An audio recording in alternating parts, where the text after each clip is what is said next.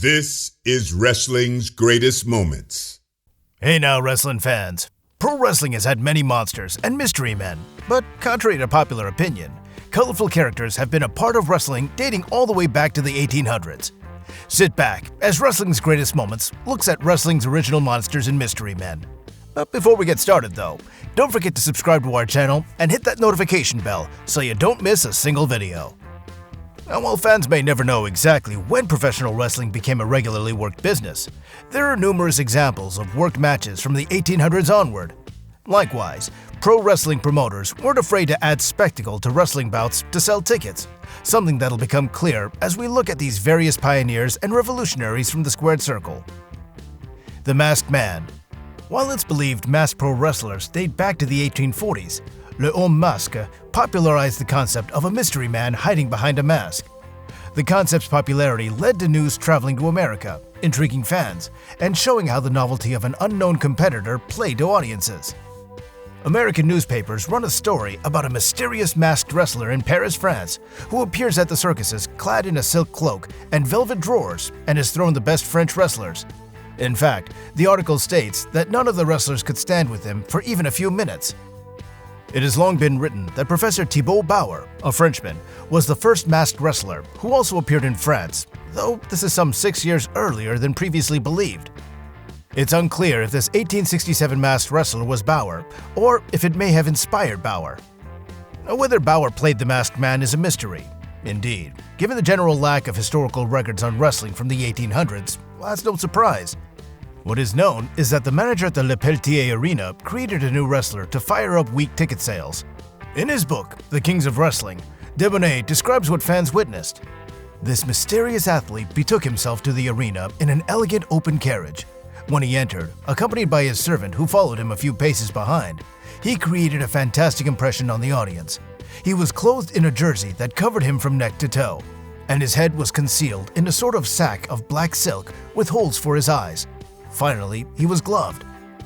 While this wasn't the first masked wrestler, this particular version proved a box office draw, partly due to the showmanship behind his act, such as his manservant and his spectacular entrance in a carriage.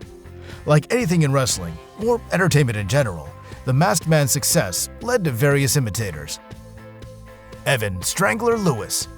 While he didn't have the bulk of a Brock Lesnar or Vader, wrestler Evan Lewis earned a reputation as one of wrestling's most dangerous men and was a prototype of today's monster heel, an unstoppable wrestling machine capable of stopping anyone. Now, Lewis's finishing hold led to his nickname, and it would become a subject of controversy whenever and wherever he competed.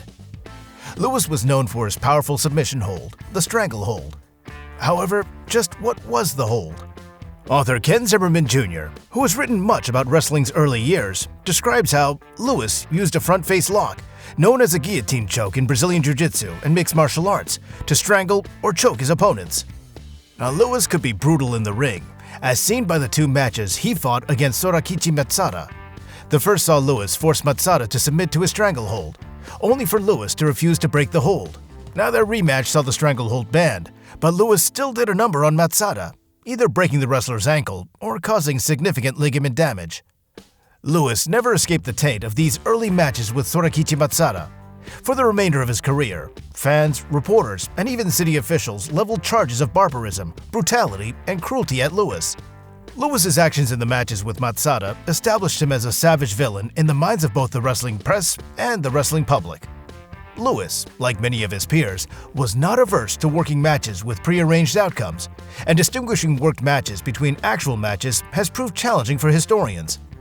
What is known is that Lewis wrestled some of the top stars of his era, including Tom Cannon, Ernest Rober, Jack Carkeek, Martin Farmer Burns, and Yusuf Ismail, aka the Terrible Turk.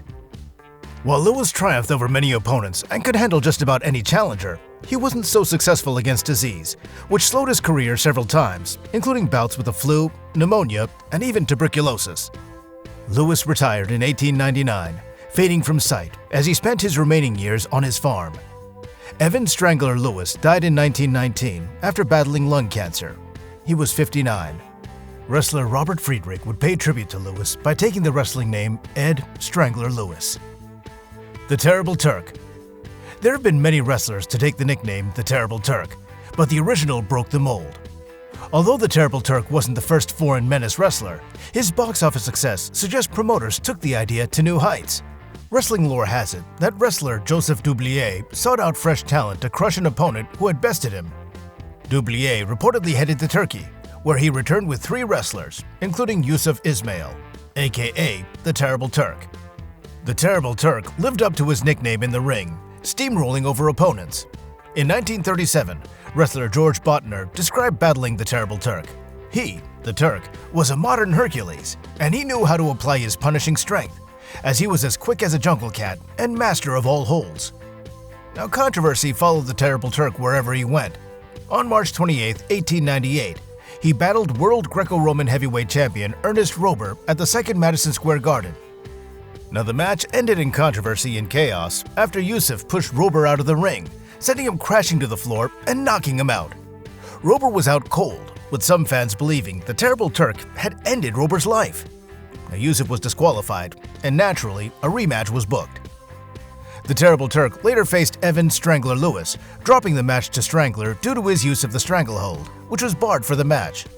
Despite the non-finishes, the Terrible Turk was a hot commodity and seemed to have a bright future. Sadly, Yusuf's life was cut short when he drowned in a shipping disaster, going into the ocean with $10,000 in gold he refused to part with.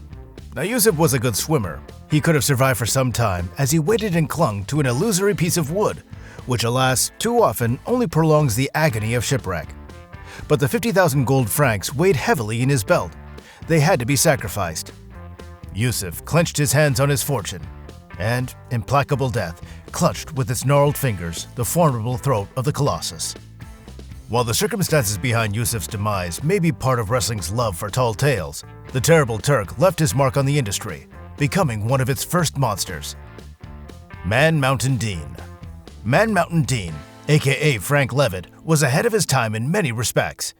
The 300-plus pound wrestler stood out from the competition and used his power to manhandle opponents, earning a reputation as a rugged babyface not to be trifled with. Dean, who entered the military at age 14 to serve in American forces in the First World War, began wrestling afterward and also dabbled in football. Dean worked as a police officer before returning to wrestling, where he became a popular star. Dean, who worked as a babyface and a heel, retired from wrestling around 1937 after breaking his leg during a bout. He didn't want for work, however, as his size and reputation, not to mention being neighbors with film star George Raft, led to him landing several Hollywood roles, including the 1938 comedy film The Gladiator, where he played himself, competing against a college student imbued with superpowers. Comic book fans likely know the novel The Gladiator inspired the comic book superhero Superman. Fiercely patriotic, Dean rejoined the Army in World War II, teaching hand-to-hand combat to new recruits, and not just any recruits.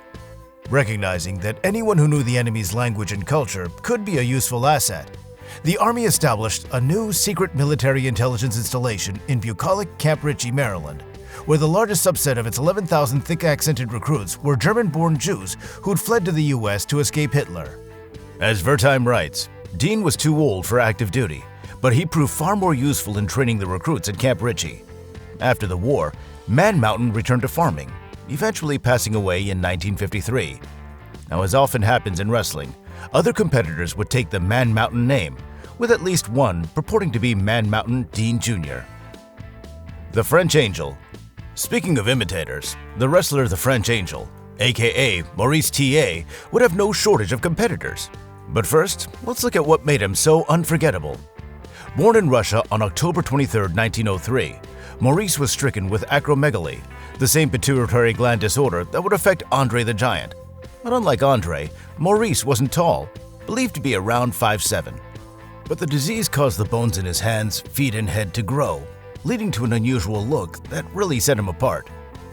T.A. entered the sport of kings after wrestler Carl Pagello discovered him.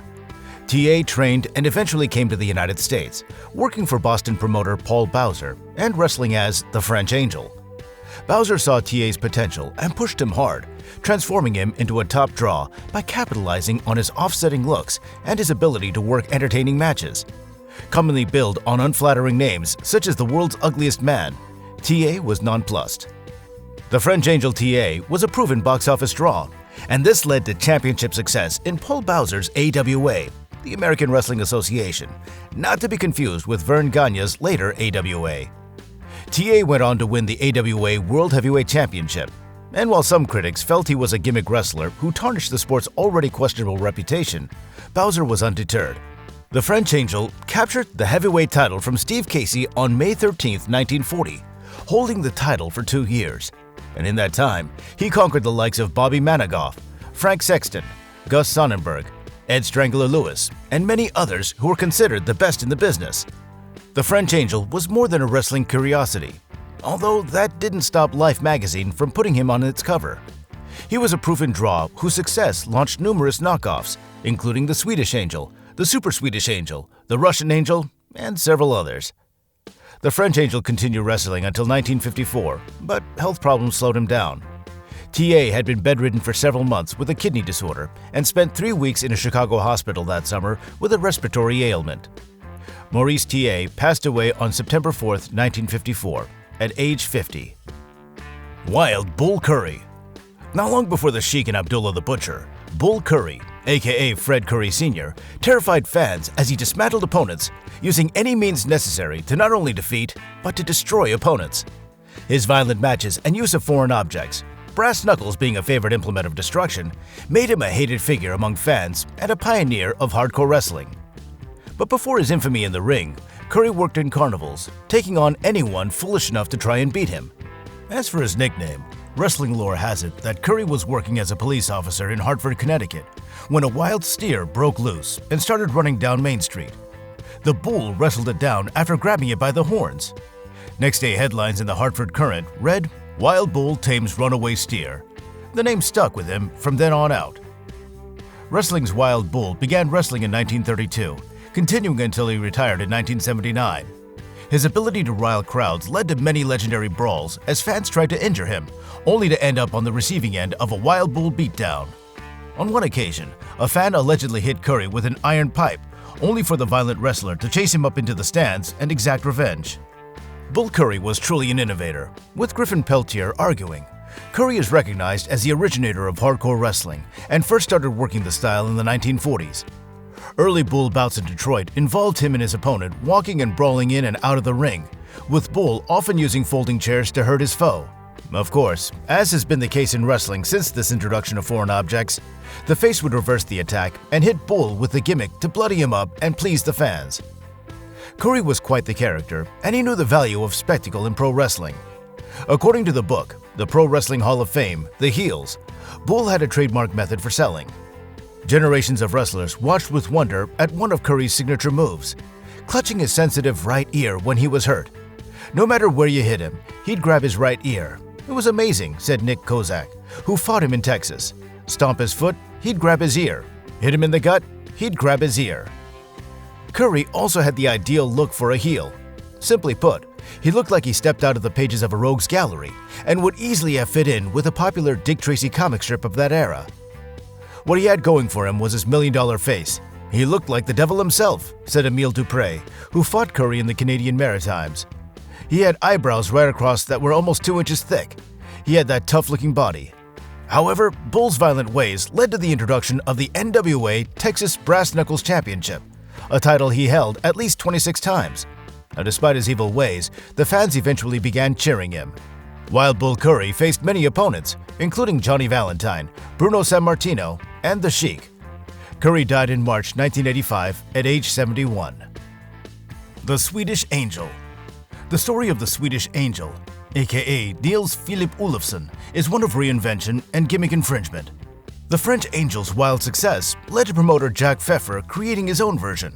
According to historian Tim Hornbaker, promoter Jack Pfeffer reinvented Olaf Svensson to be the Swedish Angel, and the latter was a good box office attraction from coast to coast during the 1940s.